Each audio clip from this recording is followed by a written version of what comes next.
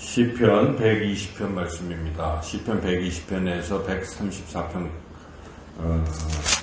134편까지 성전에 올라가는 노래라는 그런 타이틀이 붙어 있습니다. 그러니까 바벨론 포로 상태에 있던 사람들이 이제 귀환해서 예루살렘 성전을 재건하고 그 성전에 이렇게 순례를 하는 그런 순례의 길. 원래는 성전에 올라가는 노래라기보다 계단을 올라간다. 그런 뜻인데 이 계단이 바로 성전을 상징하고 있습니다. 그래서 이것은 포로 이후에 쓰여진 시 또는 포로 이후 사람들을 위해서 모아놓은 시라고 볼 수가 있습니다. 이 시가 그때 꼭 쓰여졌다라고 말할 수도 있겠지만 다른 시대에 다른 배경에서 쓰여졌지만은 그런 목적으로 여기다 이렇게 모아놓은 것이죠. 그래서 시편은 편집이죠, 편집. 그래서 뭐 어떤 연대순으로 썼다기보다도 어떤 이 성격상 특징적으로 모아놓은 것인데 지금 이와 같이 120편에서 134편까지 바벨론 포로에서 돌아온 사람들을 위한 그러한 시라 볼 수가 있겠습니다. 그래서 그들은 특별히 이렇게 하나님의 성전을 사모했고 또 하나님을 예배해야 살 수 있다 하는 그런 마음들이 있었기 때문에 이제 이러한 성전에 올라갔고 또 이런 노래들을 부르며 올라갔다는 것이죠. 여기 특별히 이제 첫 시작하는 120편 말씀을 우리가 읽었는데요. 이 내용은 이제 2절에 보면은 거짓된 입술, 속이는 혀에서 내 생명을 건져 주소서. 그래서 이 시인이 지금 그런 거짓된 입술, 속이는 혀 때문에 상당히 지금 생명의 위협을 받는 상태에서 하나님께 탄원하는 그런 시라고 볼 수가 있죠.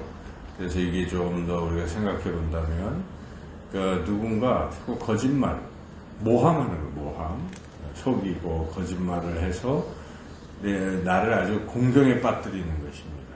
그러니까 우리는 그것을 무고라고도 하고 모함이라고도 하지 않습니까? 이제 그런 것으로 인해서 굉장히 어려움에 봉착할 수 있다는 것이죠. 우리도 살면서 잘못한 일도 없는데 누군가 거짓된 어떤 이런 걸 가지고 모함할 수가 있어요. 참 입장이 곤란한 것이죠. 사람들은 흔히 이야기가 되면 그 회자되는 이야기를 믿으려 하죠. 그래서 사실이 아닌데도 누군가 그렇게 얘기하면 그렇게 되는 거예요. 그래서 우리가 소위 그 유튜브 방송을 굉장히 주의해야 되는데 거기에는 거짓이 굉장히 많아요. 그래서 아무렇게나 탁하면 사람들은 관심이 있으니까 그게 방송이 됐다고 생각하면 그렇게 생각하는 거예요. 그래서 계속 그렇게 생각해서 피해를 입은 사람들이 한두 명이 아닌 것이죠. 많아지는 것이죠. 그래서 우리가 유튜브는 원래 어떤 공적인 단체에서 한다기보다도 한 개인도 할 수 있어요. 우리도 유튜브 방송 할 수 있기 때문에. 그러니까 검증되지 않은 것들이죠. 그래서 그로 인해서 거짓이 난무할 수가 있습니다. 그래도 방송국은 어느 정도 이게 검증이 되잖아요.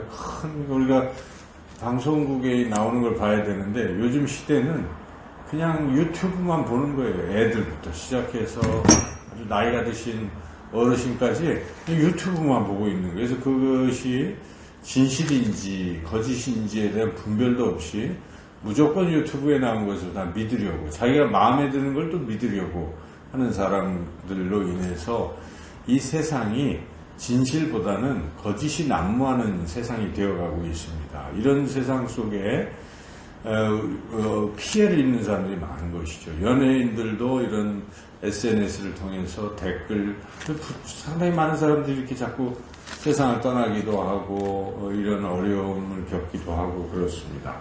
그런데 이런 일들이 남의 일이 아니라 우리 자신이 행여나 그런 일을 당할 수도 있다는 것이죠. 자, 이럴 때 우리가 어떻게 해야 되는가 하는 것입니다. 여기 시인이 그렇게 거짓된 입술, 속이는 혀로 인해서 지금 아주 어려움에 봉착해 있을 때 어떻게 했는가?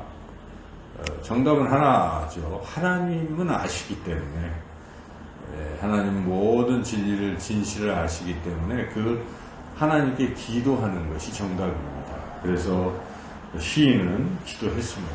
1절이 기도했다는 내용이고, 기도했더니 하나님이 들으셨다, 응답했다 하는 그런 내용이죠. 1절을 읽어보겠습니다.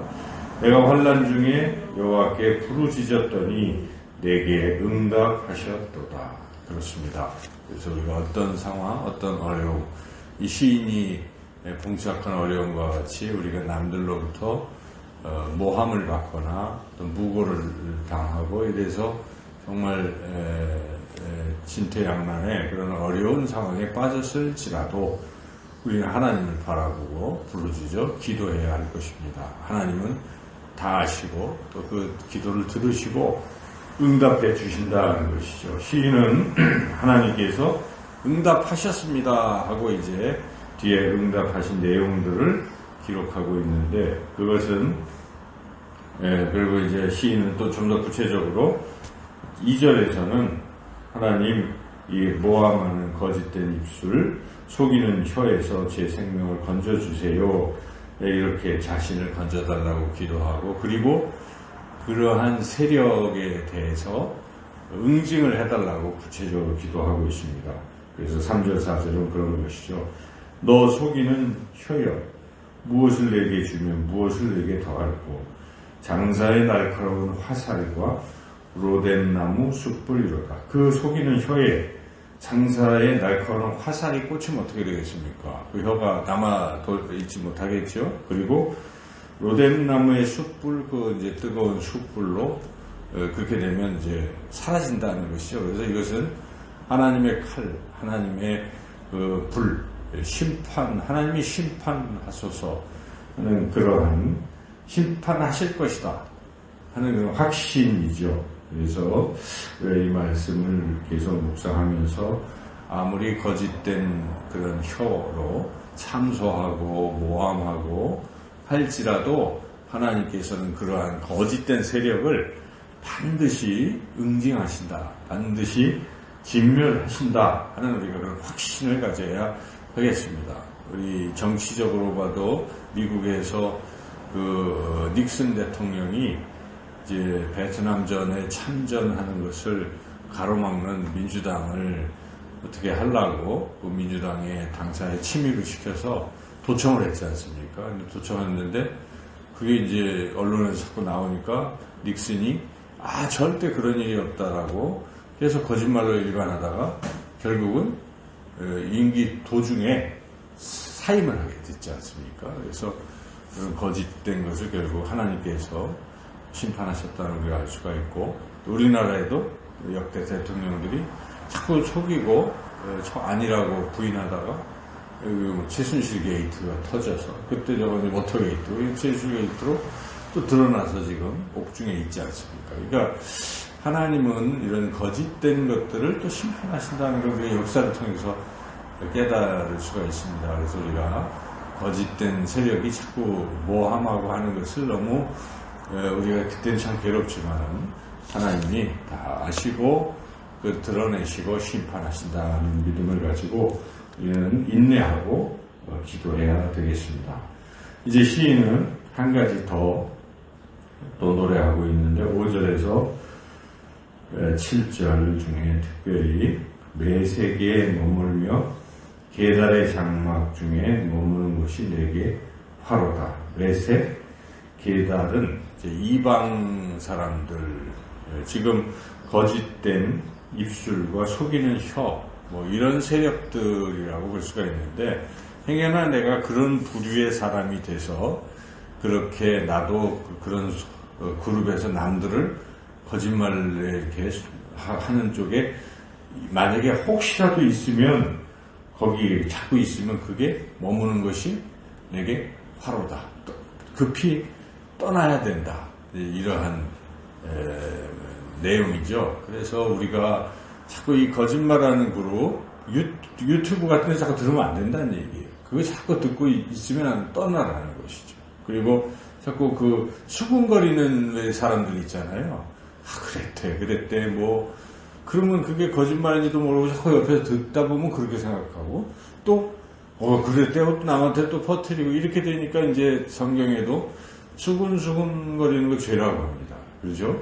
그래서 그런 그룹에 끼지 말고 혹시 누가 그러면 재빨리 떠나라는 이런 뜻이죠. 그래서 이것은 우리가 어제 시편 1편과도 연결이 되는데 복 있는 사람은 어떤 사람입니까? 악인의 꾀를 쫓지 않습니다. 죄인의 길에 서지 않습니다. 오만한 자의 자리에 머물지 않는다는 것입니다. 그러니까 그런 악인의 그룹이 있을 때는 빨리 떠나야 된다는 것이죠. 계속 있다 보면 어떻게 됩니까? 악인과 같이 그런 운명을 맞게 된다. 바람에 나는 겨와 같은 것이고 망하는 그러한 삶이 된다는 것입니다. 그래서 우리가 처음엔 악인이 아닌데 악인들과 자꾸 같이 있다 보면 악인이 된다는 것이에요. 그래서 이 시인이 매색기에 머물며 계달의 장막 중에 머무는 것이 내게 화로다. 재빨리 떠나겠다는 결단을 표현하는 것입니다.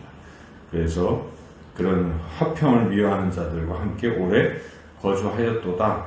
여기 있으면 안 되겠다. 이런 얘기이지 않습니까? 그러니까 여기 있는 이 세력들로부터 나는 떨어지겠다. 이 세력은 자꾸 거짓말하면서 다른 사람을 모함하고 자꾸 그냥 싸움만 거는 거예요. 그런 사람들이 있어요. 이렇게 자꾸 싸우려고 하는 사람도 있죠.